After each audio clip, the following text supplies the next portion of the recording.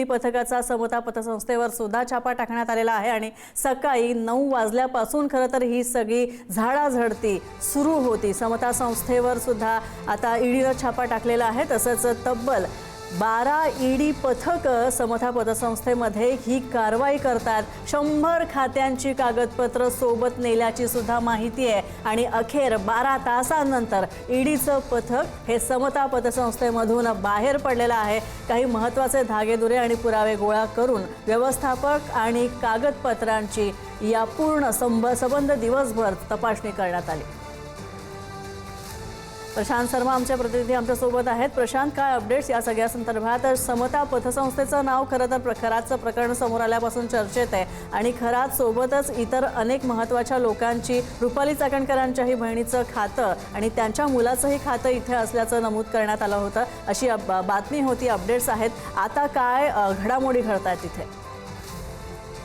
स्नेहा, बरोबर आहे। अशोक खरातने शिर्डीतील जी जमीन घेतली होती त्या शिर्डीतील जमीन प्रकरणाची जी चौकशी शिर्डी पोलिसांकडून सुरू होती त्यात धक्कादायक बाब जी बाहेर निघाली होती की तब्बल 57 जणांचे 100 खाते जे आहेत ती समता बँकेत राहता येथील शाखेत उघडण्यात आले ते आणि ही जी खाती होती ही बहुतांशी खाती जी अशोक खरातच्या अवतीभोवती फिरणारे जे लोक होते, त्याच्या संपर्कातील जे लोक होते त्यांची खाती होती आणि त्यात प्रतिभा चाकणकर यांचंही नाव आलं होतं।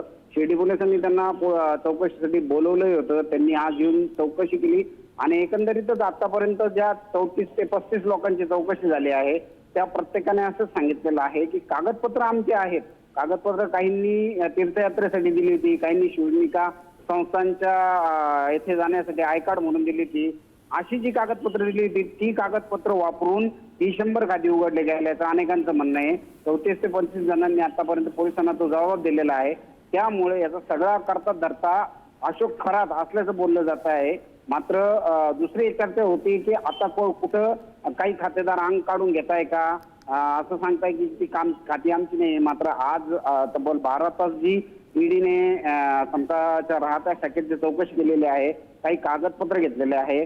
आता शिर्डी पोलिसांकडची माहिती त्याचबरोबर आज ईडीने घेतलेली माहिती याबाबतचे जे सगळे धागेदोरे आहेत, सगळे डॉक्युमेंट जे आहेत त्याचं फॉरेन्सिक ऑडिट केलं जाईल, फॉरेन्सिक सगळं केलं जाईल आणि त्यानंतर काय बाब पुढे येते, या खात्याबाबत काय अधिक माहिती मिळते हे पाहणं महत्त्वाचं ठरणार आहे। धन्यवाद प्रशांतजी या सगळ्या माहितीबद्दल। तर आपण पाहतोय समता पतसंस्थेवर सुद्धा ईडीच्या पथकानं छापा टाकलेला आहे आणि दिवसभर हे छापासत्र सुरू होतं। अनेक महत्त्वाचे धागेदोरे हाती लागलेले आहेत।